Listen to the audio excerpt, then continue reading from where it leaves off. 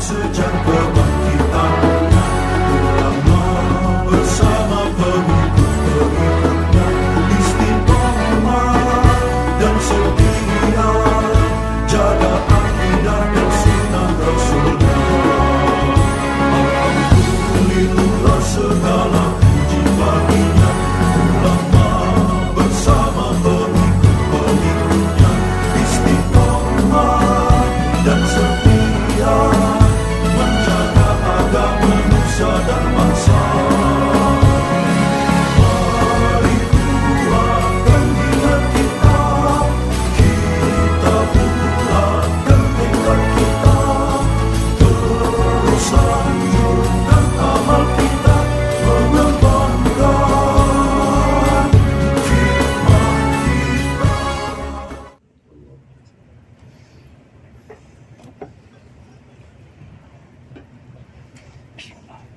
Alhamdulillahilladzi tawadhu'a kullu syai'in li'azamatihi wa dhalla kullu syai'in li'izzatihi wastalama kullu syai'in liqudratihi. Allahumma salli wa sallim ala sayyidina Muhammadin alladzi azala bi bayanihi kull ibham wa ala alihi wa ashabihi salatan wa salaman daimaini ma damatil ayyam. Amma ba'd, fa inna hasanal hadithi kitabullah wa khairul hadi hadi Muhammadin sallallahu alaihi wasallam wa syarrul umuri muhdatsatuha wa kullu muhdatsatin bid'ah wa kullu bid'atin dhalalah wa kullu dhalalatin finnar. Segenap para ustaz, para hujjaj, para orang tua, abil khusus orang tua kita Abina Haji Nasruddin, mudah-mudahan senantiasa Allah memberikan kesehatan, keberkahan, dan juga Allah jadikan putra-putranya keturunan yang soleh-solehah. Para ustaz, para hujjat, dan segenap hadirin Majlis Hifdzul Amal yang dirahmati oleh Allah. Alhamdulillah, malam hari ini kita lanjutkan kembali pembahasan tentang 8 tanda-tanda kekuasaan Allah. 8 ayat atau tanda kekuasaan Allah yang disebutkan di surah Al-Baqarah ayat 164. Ayat yang dimaksud di sini adalah tanda kekuasaan. Ada ayat kauniyah, ada ayat qauliyah. Ayat qauliyah itu Al-Quran, mulai dari Bismillahirrahmanirrahim, Alhamdulillahirabbil alamin, sampai minal jinnati wan nas. Udah pada hafal ya semua ya? Amin. Ujung sama awalnya doang. Nah, itu semua namanya disebut dengan ayat qauliyah, tanda-tanda kekuasaan Allah yang berupa firman Allah. Ada ayat tanda-tanda kekuasaan Allah yang berbicara kepada kita. Ini ayat kauniyah, berbicara kepada kita di alam semesta. Tapi bentuk pembicaraannya atau bentuk kalamnya, bentuk omongannya, ya omongan kauniyah, bukan omongan qauliyah. Bukan dengan huruf-huruf, bukan dengan susunan kata-kata, tapi dengan kejadian-kejadian yang di situ kita dituntut untuk berpikir, dituntut untuk merenungkannya. Disebutkan dalam ayat 164 ini ada 8 tanda-tanda kekuasaan Allah, 8 ayat-ayat Allah yang ada di alam semesta dan kita dituntut untuk merenungkannya. Pertama kemarin ada penciptaan langit dan bumi. Kemudian yang kedua ada pergantian malam dan siang. Kemudian ada perahu atau bahtera di mana membawa beban yang begitu berat. Kemudian juga ada para pelayar yang Allah tundukkan dan juga perahunya Allah tundukkan untuk menuju tempat-tempat yang jauh. Bayangin kalau tidak ada perahu dan tidak ada keinginan, tidak ada, Allah tidak menundukkan hati para pelayar ini yang mengarungi samudra, enakan di rumah aja dia pasti. Dan kita nggak bakal kenal Islam, nggak bakal kenal agama Allah. Begitu juga daerah-daerah atau bagian-bagian bumi yang lain, andai tidak ada pelayaran, tidak ada orang yang mengarungi samudra, yang Allah memang tundukkan hatinya, memang Allah gerakkan hatinya untuk menyebar di muka bumi, maka kita tidak saling mengenal dan tidak saling melengkapi hubungan kita. Ini tanda kekuasaan yang 4 sudah disebutkan kemarin. Dari ayat ini hadirin, ini boleh kita sebutkan seolah-olah seperti ini. Sungguh dalam penciptaan langit dan bumi ada tanda kekuasaan Allah. Sungguh dalam penciptaan atau dalam pergantian siang dan malam ada kekuasaan Allah. Sungguh dalam perahu atau bahtera yang berjalan di atas samudra ada kekuasaan Allah. Dan juga sungguh dalam apa yang dibawa oleh bahtera, kemudian yang diarungi oleh para pelaut atau para pelayar, ini juga ada tanda kekuasaan Allah. Nah, berikut ini yang kelima, yaitu turunnya hujan. Faqala al-musannif rahimahullah wa nafa'ana bihi wa bi ulumihi bi barakatihi fid dharaini amin. An-naw'ul khamisu nuzulul matari minas sama'i. Yang kelima, tanda kekuasaan Allah yang kelima adalah turunnya hujan dari langit.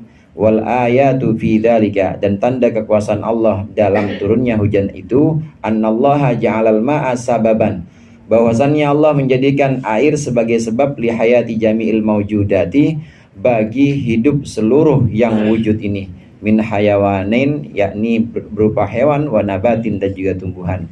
Wa annahu, bahwa sungguhnya Allah yunziluhu, menurunkan matar, menurunkan hujan indal hajati ilaihi, ketika dibutuhkan, bimikdaril manfaati, seukur dengan manfaatnya, wa indal istisqai, dan ketika diminta untuk diturunkan, wa yunziluhu bimakanin duna makanin, dan Allah turunkan di satu tempat tapi tidak di tempat yang lainnya. Semua Allah turunkan, semua Allah sirami sesuai dengan kebutuhannya, sesuai dengan kebutuhan para makhluknya. Makhluk yang sangat bergantung kepada air, ya kita manusia ini sangat bergantung. Hayawan, kita ini kan dari jenis hayawan, dari jenis, di sini disebutkan oleh Syekh Nawawi Banten, ada hayawan dan ada nabat. Nabat itu nabati, tahu protein nabati ya? Nabati itu yang dari tumbuh-tumbuhan. Nah, kita dari golongan hayawan. Bedanya hadirin, kalau nabati itu tidak punya gerak, jadi dia tidak punya kemampuan, tidak punya potensi untuk bergerak, menjauh dan mendekat. Ada pohon tuh, kata pohon tuh, jodoh gue itu tuh, dia ngedeketin jodohnya nggak kira-kira? Diem aja dia di situ, nggak punya kemampuan buat bergerak. Begitu juga nggak ada kemampuan untuk menolak ketika ada yang ditakuti atau berbahaya, ya dia nggak bisa apa-apa. Nah, tapi kalau hayawan itu bisa. Kita jenis ini nih, jenis hayawan. Jadi jangan marah kalau dibilang hewan.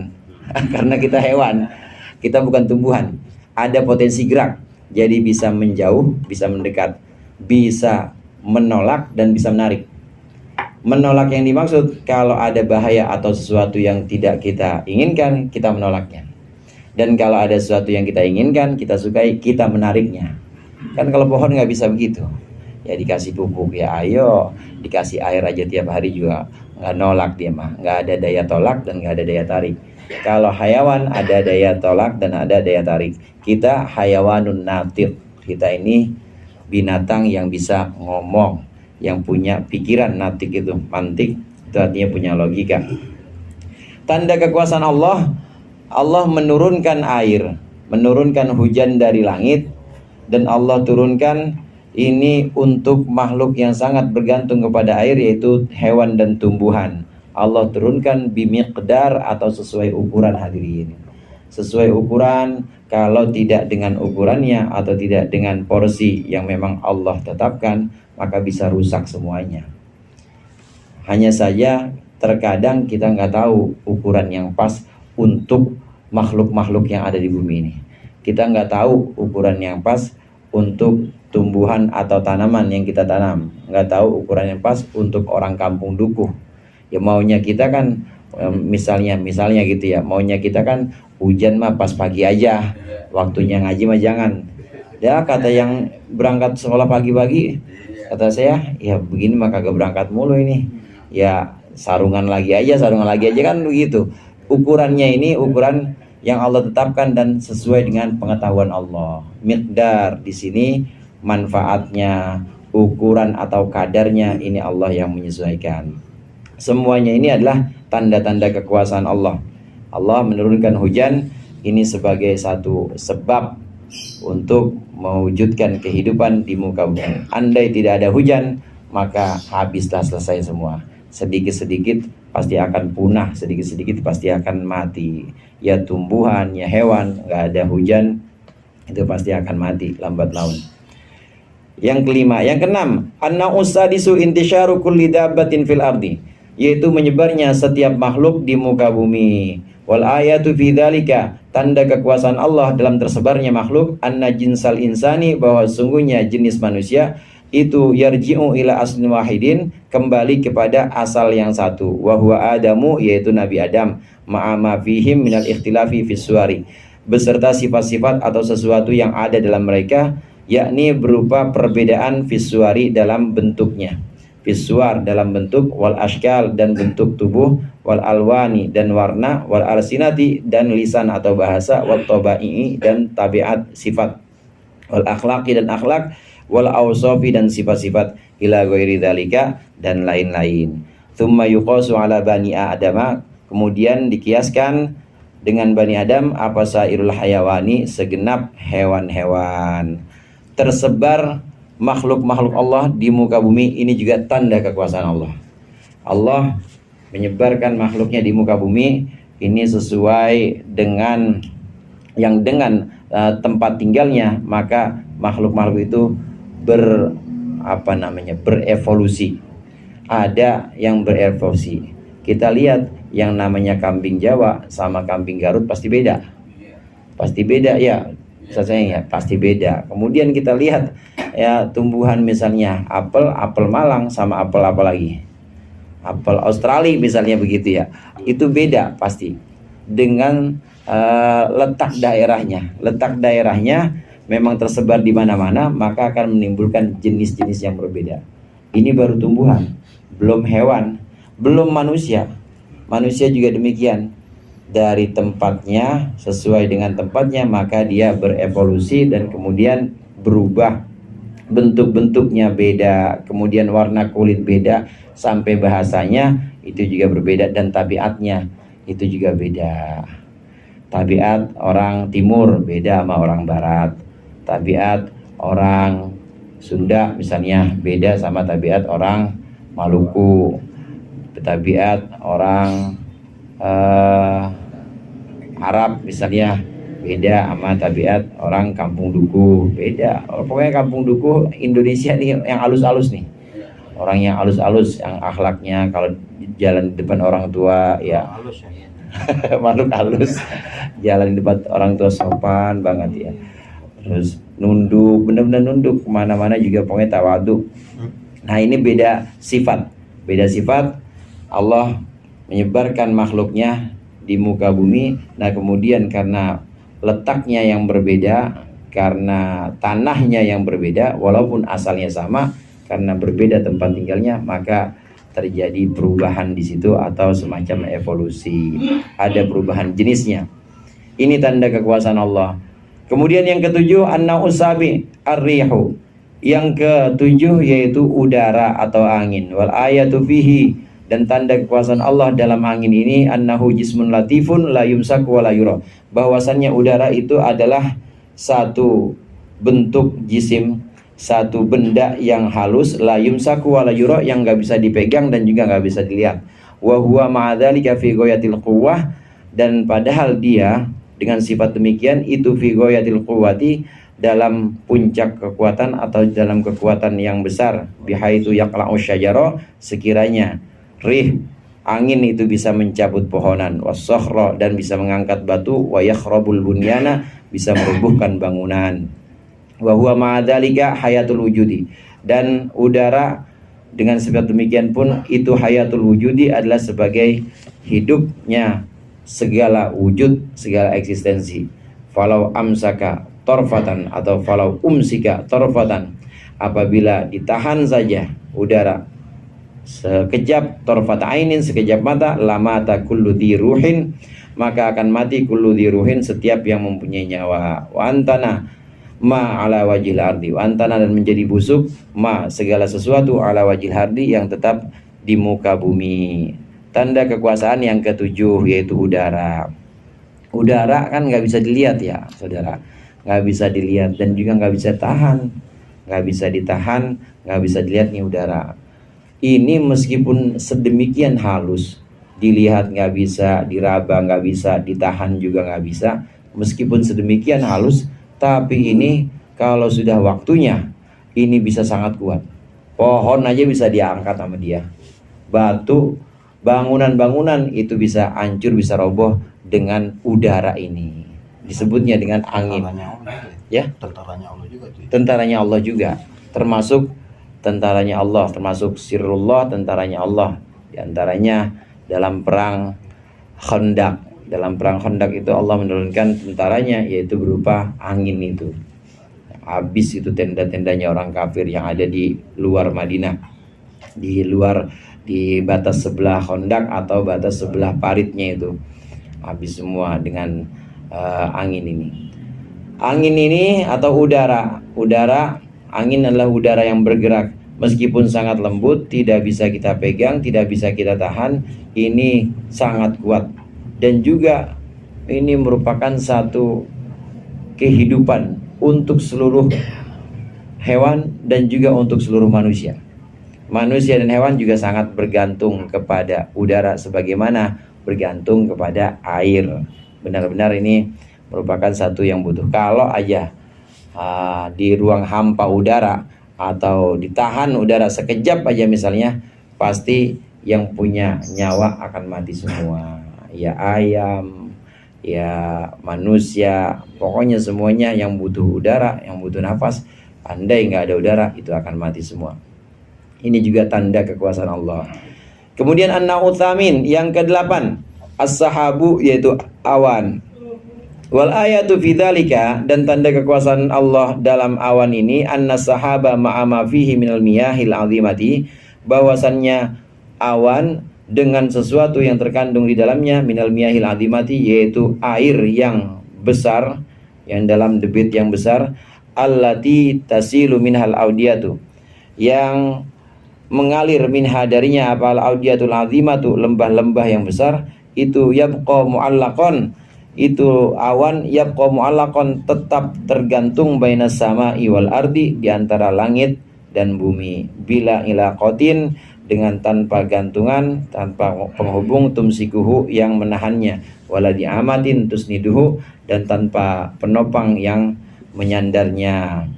Ini tanda kekuasaan yang terakhir dalam ayat 164, yaitu awan, saudara. Awan yang kita lihat di atas itu kan gantung. Kalau kita bayangkan itu kayak sesuatu yang mengambang, kita bayangkan itu perahu-perahu atau kapal-kapal yang mengapung di lautan, dan itu sudah Allah yang atur itu. Begitu aja dia semacam mengapung, melayang, dan itu bawa-bawa air itu kemana-mana. Itu awan itu ada kandungan air, disebutkan di sini al-miyahil azimah, pasti ada kandungan airnya di situ. Berat itu kandungan airnya.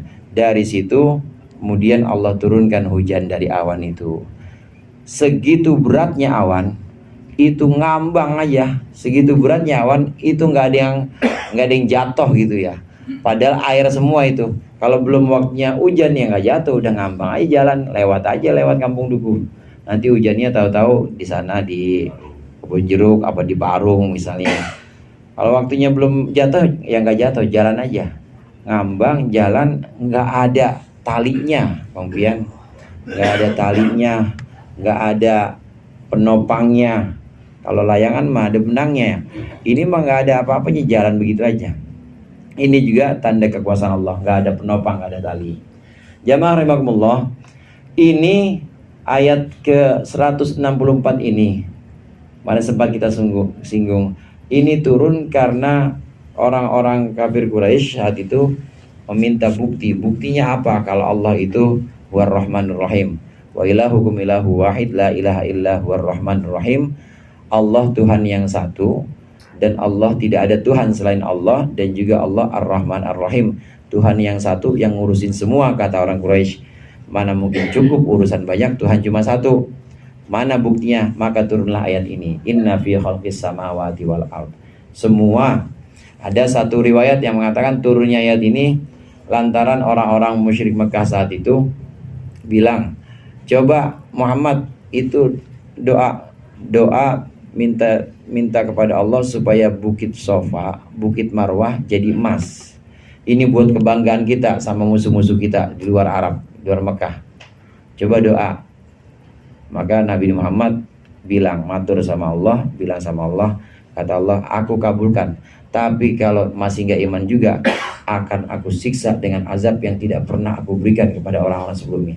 Lau adzibannahu adzaban, ya aku akan berikan siksa yang tidak pernah aku berikan kepada umat terdahulu. Nabi Muhammad mendengar ini langsung, ya udah enggak ya Allah, biarkan dakmi wa qaumi, biarkan saya dengan umat saya, dengan kaum saya, biarkan saya dakwah pelan-pelan aja. Saking sayangnya Nabi Muhammad. Kalau dijadiin emas Bukit Safa Marwah, nggak iman juga, habis orang Mekah. Tapi Nabi Muhammad nggak mau. Nabi Muhammad, biarkan saya ya Allah dengan kaum saya, dan saya dakwah pelan-pelan aja, nggak usah dijadiin emas itu Safa Marwah, biarin aja. Terus apa buktinya? Ini turun ayat ini. Hadirin jamaah rahimakumullah, apa hubungannya Allah menjadikan emas Safa Marwah dengan tanda-tanda kekuasaan ini? Hubungannya dua-duanya itu adalah sesuatu yang menakjubkan sebenarnya. Safa dan Marwah jadi emas, Allah bisa, mampu. Mampu, Allah qadirun ala kulli syai'. Allah ala kulli syai'in qadir. Allah mampu menjadikan apapun yang masih dalam kekuasaannya, artinya sesuatu yang sifatnya mungkin. Sering saya sampaikan bahwa sesuatu itu ada yang sifatnya mungkin atau jaiz. Gunung Gede, Pangrango jadi emas. Jadi emas itu jaiz. Itu jaiz karena sesuatu yang sifatnya jaiz. Terus laut-laut, Ancol itu jadi madu semua. Madu bukan madu orang, bukan ya, madu orang pada berenang di sana. Ini madu beneran, itu jaiz juga. Itu bukan sesuatu yang mustahil tapi sesuatu yang jaiz. Nah, selama dalam hal yang jaiz, maka Allah pasti mampu. Yang tidak mungkin ada itu namanya mustahil. Mustahil ini bukan Allahnya nggak mampu, tapi memang mustahil nggak ada. Apa yang mustahil itu? Yang mustahil itu sebagian lebih kecil, sebagian lebih besar daripada keseluruhan, itu mustahil namanya. Yang mustahil itu naik ke bawah. Pernah lihat naik ke bawah, Pak? Turun ke atas, pernah lihat ya? Nah, itu namanya mustahil tuh. Yang mustahil ini emang nggak ada selamanya. Bukan berarti Allah nggak mampu, tapi memang itu nggak ada. Orang nggak ada, gimana mau diadain? Jadi kalau ada pertanyaan, misalnya ada pertanyaan, apakah Allah mampu membuat makhluk yang naik ke bawah?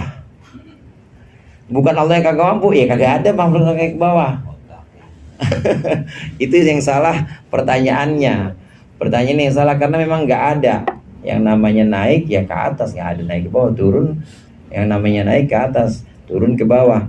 Itu sesuatu yang tidak ada, itu namanya mustahil.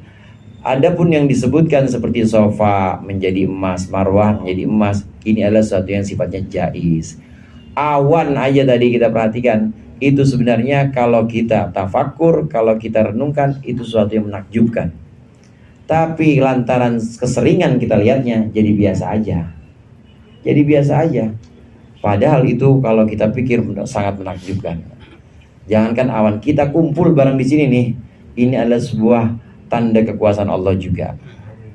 Ada yang di rumah nggak sampai sini gara-gara hujan misalnya. Ada dengan alasan-alasan lain, tapi yang membuat tertarik kemudian menggerakkan hati dan sampai di sini, ini Allah juga semuanya. Semua yang ada di hadapan mata kita kalau kita renungkan itu semua tanda-tanda kekuasaan Allah. Sayangnya kita seringan ngelihat dan udah nggak kodak mikir. Udah jarang mikir. Gara-gara jarang mikir akhirnya nggak bisa merenungkan tanda kekuasaan yang ada di depan mata kita ini. Telur ayam itu kan kuning sama putih doang. Itu sama ibunya cuma diremin doang, nggak diapa-apain. Emang ibunya dia sambil ngeremin terus sambil ini ya, sambil ini warna bulunya ntar gue pengen gini, agak gue gerak-gerakin dikit dah pantat gue, kata ibunya. Kan enggak, cuma diremin doang, tapi itu tadinya kuning sama putih kok bisa berbulu. Itu siapa yang bikin kalau bukan Allah? Nah, yang demikian ini semua tanda-tanda kekuasaan Allah. Jadi nggak ada bedanya menjadikan sofa marwah sebagai emas, kemudian tanda-tanda yang ada di depan mata, hujan turun, kemudian berbagai macam makhluk yang menyebar, ini semua menakjubkan. Nah, nggak perlu jauh-jauh minta mukjizat lagi sebenarnya. Kata Allah, inna fi ikhtilafil laili wan nahari, dan seterusnya. Ini udah merupakan ayat atau tanda-tanda kekuasaan Allah. Timbang minta mukjizat, dikasih mukjizat, tapi ternyata kufur, Allah siksa. Kayak kaum-kaum terdahulu, kayak kaum Ad, kayak kaum Thamud. Orang-orang akhir zaman itu kaumnya Nabi Muhammad, ini Allah sajikan ayat Al-Quran yang fungsinya untuk mengarahkan supaya dari ayat Al-Quran yang sifatnya ayat qauliyah, ini Allah arahkan untuk membaca ayat kauniyah. Baca tuh, ada pohon rambutan, siapa itu yang numbuhin rambutnya?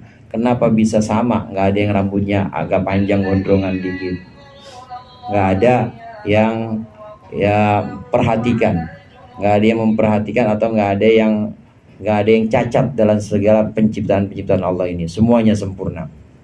Ini semua tanda-tanda kekuasaan Allah. Memang tafakur ini hadirin dianjurkan. Kata Syekh Ibnu Athaillah As-Sakandari, itu tidak ada ibadah yang paling baik selain kita menyendiri dengan tafakur. Menyendiri dengan tafakur. Kalau kita menyendiri, kemudian malam habis sholat, kemudian kita tafakur, merenungkan apa yang perlu kita pikirkan, maka itu akan membuat kita makin yakin. Ada 5 tafakur. Yang pertama, tafakur kepada taksirun nafs. Kita berpikir tentang kekurangan diri kita, kekurangan diri kita dalam ibadah. Kalau kita mikir kekurangan diri kita, masih begini aja, kadang-kadang sholat ya cuma subuh aja atau maghrib aja, mikir kekurangan diri, maka munculnya al-haya, munculnya rasa malu pada Allah. Atau yang kedua, ada tafakur ila wa'idillah, ancaman Allah. Ancaman Allah, kita memikirkan ancaman Allah. Tuh lihat orang umat-umat terdahulu, tuh lihat pelajaran-pelajaran sebelumnya, ada yang meninggal tapi belum sempat bertaubat. Ancaman Allah. Maka munculnya adalah rohbah atau rasa takut pada Allah. Tafakur yang ketiga, ada tafakur fi wa'dillah, tafakur pada janji-janji Allah. Janji kalau orang ngaji pasti akan Allah berkah, Allah berikan kemudahan dan keberkahan seluruh urusannya. Amin. Dengan janji ini maka kita jadi semangat, ngajinya semangat, ibadahnya semangat. Pikirin aja pokoknya, pikirkan saja janji-janji Allah. Itu yang membuat kita semangat. Janji Allah memberikan kemudahan, keberkahan. Ada tafakur fi ni'amillah, berpikir pada nikmat-nikmat Allah. Nafas Bang Anggi nafas nggak sekarang? Nafas itu kalau kita pikirin nikmat Allah dari nafas aja itu begitu banyak. Andai Allah berhentiin, tokennya habis gitu, token nafasnya habis sudah, belum diisi lagi. Kemudian dengan merenungkan nikmat-nikmat Allah, maka akan muncul mahabbah. Kita makin cinta kepada Allah. Sama halnya kalau kita memikirkan seseorang yang memang selalu memberikan kita hadiah, selalu memberikan kita pemberian yang banyak, pasti kita makin cinta sama orang tersebut. Demikian juga kita merenungkan nikmat Allah, pemberian-pemberian Allah, kita makin cinta kepada Allah. Nah, yang terakhir, yang kelima ini yang ada dalam ayat ini, yaitu tafakur fi ayatillah, bertafakur kepada tanda-tanda kekuasaan Allah yang ada di hadapan mata kita, maka akan melahirkan at-tawajjuh ilallah, menghadap terus kepada Allah. Pokoknya Allah terus. Jadi ngelihat hujan, Allah itu yang nurunin. Ngelihat musibah, Allah yang nurunin. Ngelihat ada perahu, kita pergi pulang kampung, yang kampungnya di Lampung, maka Allah itu yang bisa mengizinkan itu semua. Melihat Allah namanya tawajjuh ilallah. Tawajjuh ilallah ini penting supaya kita merasa bahwa Allah itu hadir dalam setiap sesuatu. Tawajuh ini sebenarnya ikrar kita setiap pagi, hadirin. Tiap pagi kan kita ikrar. Subuh-subuh, inni wajjahtu wajhiya lilladzi fataras samawati wal ardh. Sesungguhnya aku hadapkan wajahku kepada Allah yang menciptakan langit dan bumi. Jadi kita ngelihat semua, begitu kita selesai sholat subuh, kita ngelihat semua yang ada di hadapan kita, ya anak, ya istri, keluar kerja atau ke pasar, semuanya itu Allah semuanya. Artinya menghadap kita kepada titah Allah atau menghadap kita kepada penciptaan Allah atau makhluk Allah. Semuanya itu Allah yang mengizinkan. Dengan melihat seperti ini maka kita akan selalu mengalami, akan selalu merasakan hadirnya Allah. Tapi merasakannya hanya dengan hati. Maksudnya nggak mungkin kita melihat itu tukang dagang nasi uduk, Allah itu dia yang melayani saya. Nggak bisa, nggak boleh. Hanya hati kita yang memandang. Yang memandang bukan indra, tapi yang memandang adalah hati. Qala al-Qadhi Zakaria, berkata Imam Az-Zakaria, Qadhi Zakaria, inna sahaba min syajaratin muthmiratin fil jannah.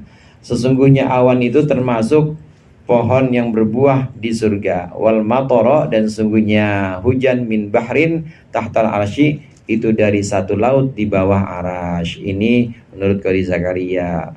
Awan itu bukan sembarangan, awan itu adalah buah. Itu awan itu adalah satu pohon yang ada di surga dan buahnya itu adalah awan.